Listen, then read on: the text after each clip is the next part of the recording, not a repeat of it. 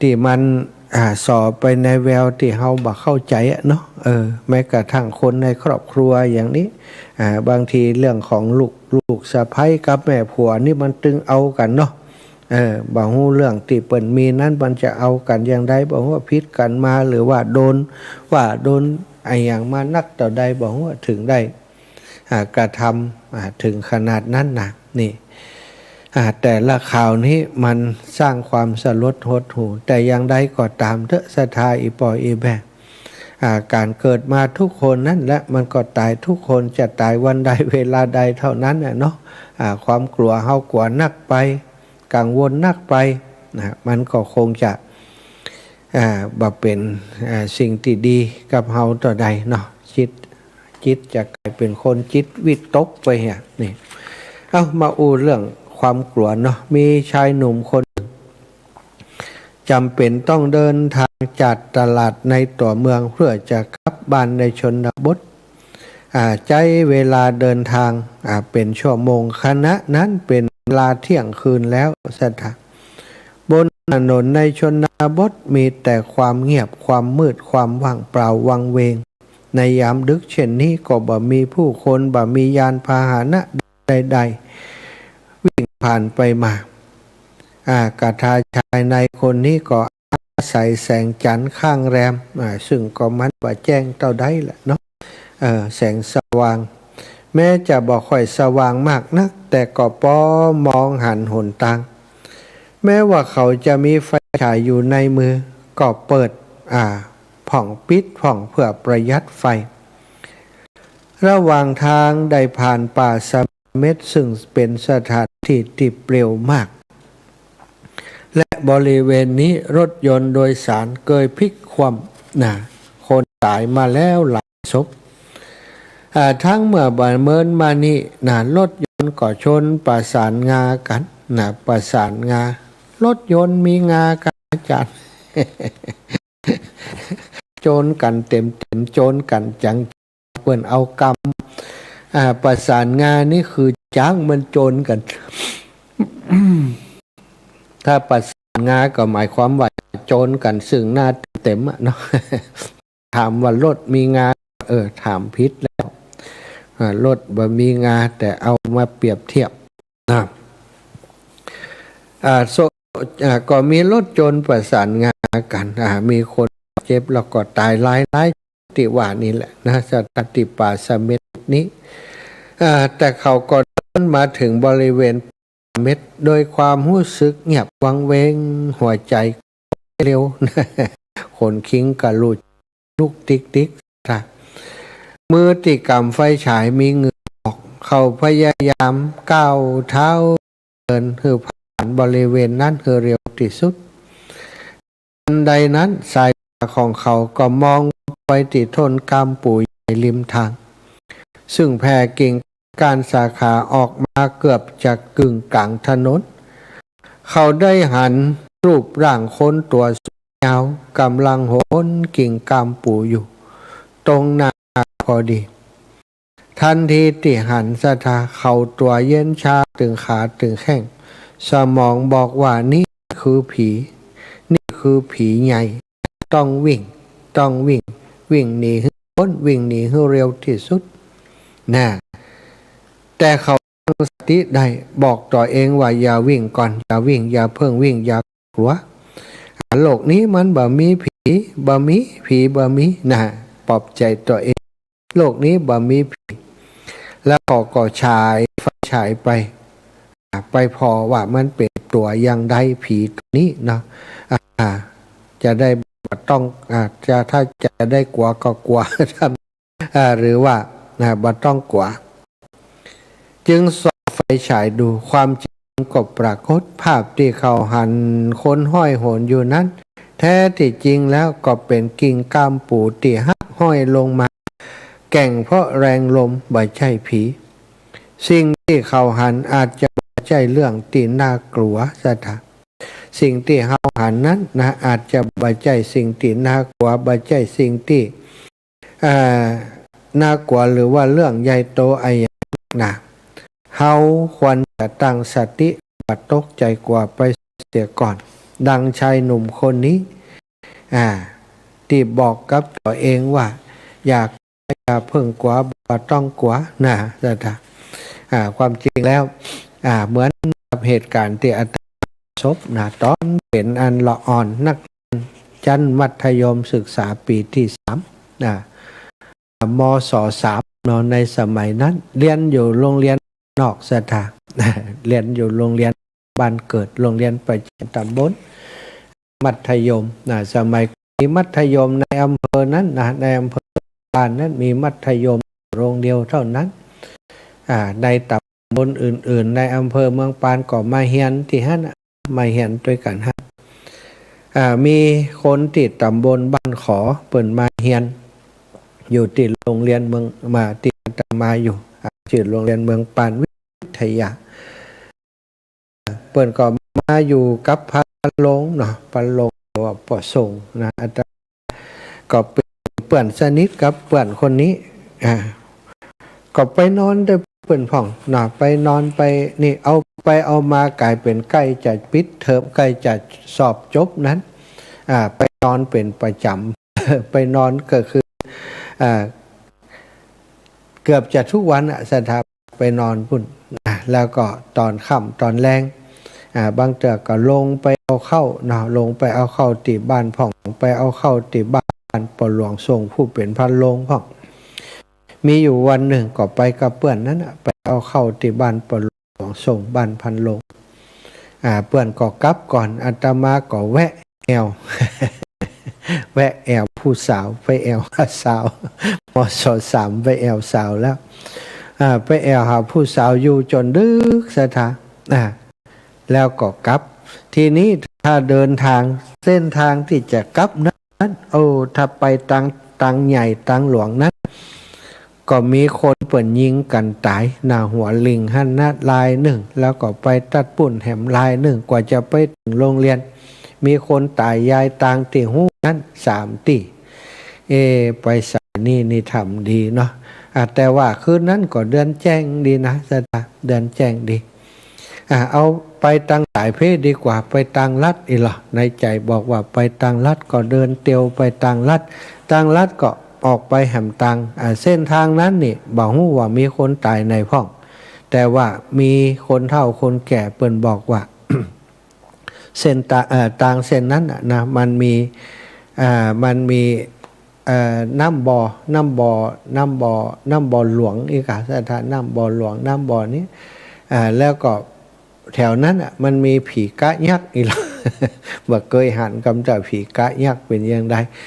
ถ้าคนเปิ่นเจ็บไข้ได้ป่วยอย่างถ้าไปบนที่ห้านนี่ต้องเอาของดีๆไปบนว่ะ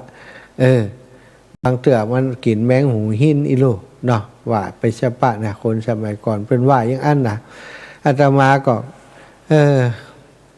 มันเป็นเรื่องเดิมเรื่องเก่าเมินมาละทำมีละก้ามเดี๋ยวนี้เนาะไปทางนั้นไกลกว่ามันจะใกล้ตีอัน ไกลตีพักเนาะบ้านพักของพาโลงก็เตียวไปซะท่าตอนที่ผ่านหมู่บ้านทานอย่างนี้ยังบ่น่ากลัวจ้ะทีนี้พอจะต้องไปเดินข้ามน้ำข้ามตาไปแล้วต้องไต่คันนาไปเนี่ยเส้นนั้นนี่ต้องเตียวลัดคันนาซะท่าบะมีตังใหญ่แต่ปัจจุบันนี้มีตังใหญ่ผ่านละเตียวลัดคันนาไป ออกจากหมู่บ้านไปนะก็เตียวลัดคันนาไปแล้วก็ข้ามตาไปคณะที่ข้ามตานั่นศรัทธาญาติโยมเกิดมันมืดเนาะมันเดือนมันมืดอาตมาก็เดินข้ามตาไปวันนั้นเดินแจ้งแต่ว่าเมฆมาบังมันเลยมืดตอนที่เราเดินข้ามไปน่ะก็เดินข้ามไปก็ฟังเสียงตัวเก่าย่างน้ำไปโดยจ๋อม พอเดินใกล้จะโผล่จะป้นจากน้ำตาแล้วสถาน้ำห้วยแม่ปานนั้นพอจะป้นแล้วอันเมฆมันลอยออกไปเนาะพระจันทร์ก็สว่างขึ้นมาเพราะพระจันทร์สว่างขึ้นมาสิ่งที่หันในน้ำก็คือเหมือนกับคนเดินตัวก้นมาสถาตัวใหญ่ๆคุมอาตมามุดนะมันมืดกลางแขนกลางขา ครอบอาตมาพอดีพอว่าเอาอันนี้กานิติเปินว่าผีกะยักในแต่มันตึงขนปุขนปังหมดอะศรัทธาญาติโยมทั้งหลาย ตัวนี้มันตึงเปินว่าเหงื่อแตกนั่นน่ะเนาะต่อโหก็คมใจคมตาลับตาลงไปภาพนั้นก็อยู่ติดตาอยู่อาตมาคิดว่าถ้าวิ่งจะได้ก็ตึงมาตันเอาสู้พอแล้วจะพอกำลังมันเป็นตัวอย่างใดมันจะฆ่าก่อนแล้วไปตายก็ตายนี่เนาะรับตาแล้วก็หันหน้ากลับไปศรัทธาแล้วก็ก่อยมืนตาขึ้นมาจังหวะที่อันพระจันทร์มันส่องสว่างพอดีสิ่งที่หันก็อย่างเดียวกับนายตะกี้นั้นเป็นว่าเป็นต้นฉ่ำฉาต้นจามจุลีเนี่ยเขาเปิ่นก็ลังหาตัดแล้วก็มันเปิ่นอันมันบ่าพุดลงมาเนี่ยศรัทธามันบ่าขาดลงมาเปิ่นฮอนเอากะอันที่มันมีขังเนาะเปิ่นฮอนเปิ่นตัดเอาส่วนที่มันมีขังต่ออันที่มันมีขังมันก็ห้อยตรงเตงอยู่ตรงบนพุ่นแล้วเวลาลมโดนนี่มันก็โยกเยกไปมาเนี่ยโอ้ศรัทธาหันอย่างอันแล้วก็กึดในใจตั้งแต่หันมานะหันไอ้อย่างที่มันสงสัยว่าจะเป็นผีเป็นสางบรรล่นสักเตือพอเหี่ยก่อนฉายไฟฉายถ้ามีไฟฉายก็ฉายไปสรุปแล้วมันเป็นไอ้อย่างแต่สรุปแล้วก็เป็นไม้ฉ่ำชาเหมือนกันนะดีถ้าไปหล่นกลับไปนี่ดีก็ไปเป็นไข้หัวโกนนะได้บนผีให้มันเนาะ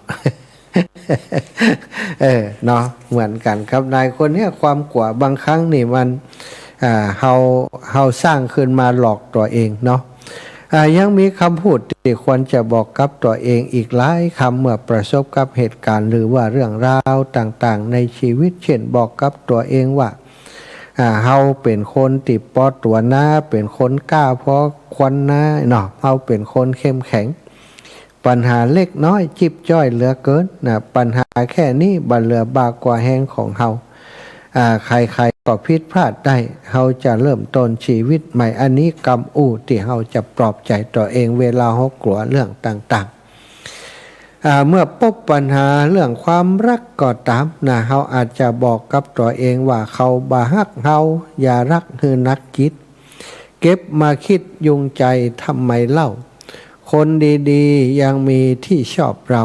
ไม่มีเขาไม่เป็นไม่เห็นจะเป็นได้ เวลาบ่มีคนฮักเลยว่าเขาบ่ฮักเฮาเฮาฮักเขาเขาฮักเฮาเอกอะเนาะอย่าไปนั่งคิดมากเรื่องความจนก็เหมือนกันก็บ่ต้องกลัวอาจจะบอกกับตัวเองว่าจนทรัพย์สินเงินทองของภายนอกของนอกกายถ้าบัดตายต้องหามาจนได้ที่สำคัญเป็นคนอย่าจนใจ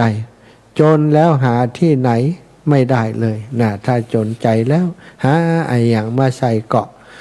บัดได้ซะท่าจะไปจนใจก็แล้วกันเมื่อเฮาผิดหวังก็อาจจะบอกกับตัวเองว่าถ้าผิดหวังครั้งนี้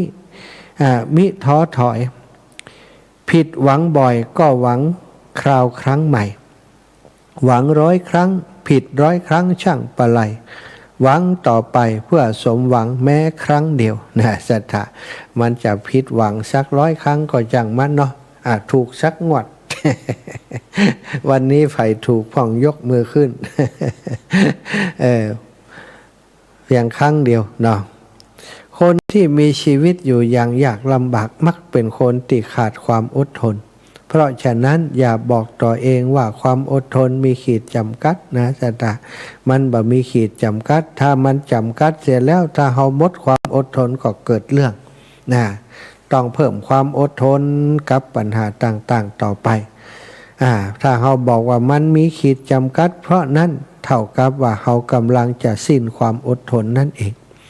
ต้องบอกกับตัวเองว่าความอดทนของเฮาบ่มีขีดจำกัดเพราะนั่นคือเฮาจะอดทนได้ตลอดไปบ่ว่าจะเป็นความยากลำบากหรือว่าถูกดูหมิ่นนินทาว่าร้ายจากคนอื่นเฮาก็อดได้ทนได้เนาะสัทธาวันนี้ก็มีสาระธรรมมาฝากมาแบ่งมาปันนะกับศรัทธาอีพ่ออีแม่ เพียงเท่านี้ก่อนจะปันเวลาแบ่งสายให้ศรัทธาญาติโยมได้โทรเข้ามามาจากกันเนอะ0808441730 อ้าวโทรมากันได้แล้วโทรมากันได้เลยมาจามาสนทนากันได้เนาะ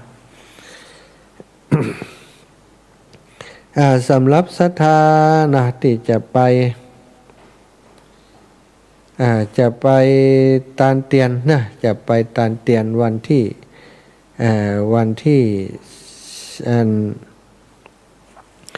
14 15 16เนาะที่ภาคอีสานนะตอนนี้ได้มีการอัปเดตแจ้งข่าวสารมาแล้วนะสิ่งที่จะนำไปนะมีข้าวสาร1ไต่3 ถัง ข้าวเจ้านะไต่3 ถังมาม่า2 กล่อง2 กล่องใหญ่นะแล้วก็ปลากระป๋อง2 แพ็คนี่จะเอาไปแต่ละคันเนาะเตรียมพร้อมเตรียมไปเนาะข้าวสารจะไปซื้อไปทางหรือว่าซื้อลำปาง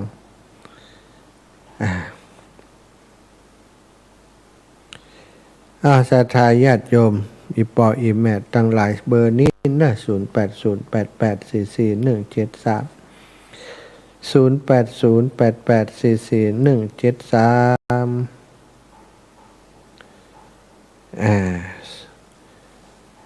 วันอังคา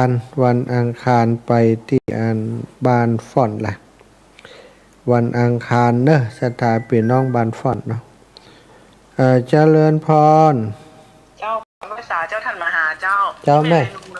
ฮะแม่เรนูแหละอ๋ออีแม่ได้ไปด้วยกันก็นี่มันได้ไปบางนี่แม่ไม่ได้ไปร่วมทำบุญเพราะแม่ได้เลี้ยงหลานนะเจ้าอ๋อน่ะได้มีมือถือแล้วนะ เนาะไปมาเจ้ากำลังได้4-5 เดือนเจ้าโอ้เป็นตาม่วนเนาะเลยไม่ได้ขออนุโมทนาบุญกับทุกบุญนะเจ้าอีแม่บุญรักษาอีปอก็สบายดีก่ะเจ้าสบายดีเจ้าบัดได้ไปไหนแล้วติดหลานติดเสียแล้วเจ้ากลับไปสาเจ้าสาธุค่ะแม่เรนูชัยวงศ์พี่น้องแม่เรนูชัยวงศ์อยู่สารปีแม่เรนู